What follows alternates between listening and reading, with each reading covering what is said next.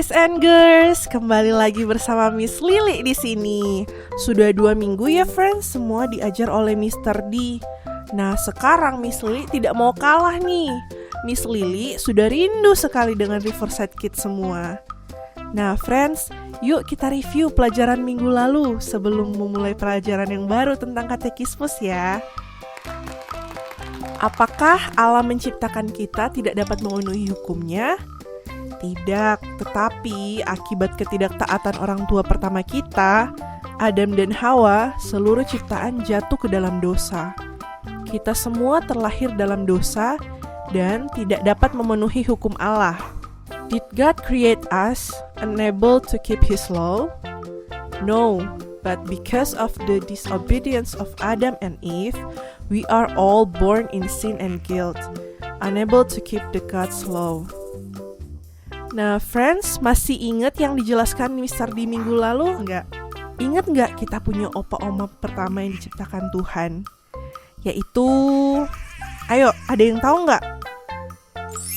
Yap, benar sekali, Opa Adam dan Oma Hawa. Minggu lalu kita belajar bahwa dulu Opa Adam dan Oma Hawa bisa menaati hukum dengan sempurna dan dengan cinta. Tetapi karena mereka memakan buah yang dilarang oleh Tuhan, mereka menjadi berdosa dan hati mereka berubah. Yang dulunya mencintai Tuhan dan perintahnya, lalu mereka tidak lagi mencintai Tuhan dan perintahnya. Dosa itu akhirnya dibawa sampai kepada keturunannya, yaitu kita semua friends.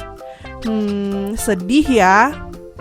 Oke, kalau gitu kita langsung ke pertanyaan 15 ya. Yang pasti friends semua bertanya-tanya kan, apa ya pertanyaan ke-15? Pertanyaannya adalah, karena tak seorang pun dapat memenuhinya, lalu apa tujuan dari hukum itu? Supaya kita mengenal sifat kudus dan kehendak Allah, mengenali sifat dosa hati kita, dan mengenali kebutuhan kita akan juru selamat. Since no one can keep the law, what is its purpose? That we may know the holy nature and will of God, and the sinful nature of our hearts, and thus our needs of Savior. Perintah Allah itu seperti guru yang mengajarkan kita tentang kesempurnaan Tuhan dan keberdosaan hati kita, friends. Nah, Miss Lily kasih contoh waktu Mr. D datang ke rumah Miss Lily ya. Halo Miss Lily. Halo Mr. D, silakan masuk Mister. Oke. Eits, stop dulu. Baca dulu dong tulisan di samping. Sebentar. Masuk ke rumah harus lepas sepatu. Oh iya Miss, hehehe, maaf. Ya udah, nggak apa-apa. Ayo masuk Mister. Mr. D, kita makan dulu yuk Mister. Yuk.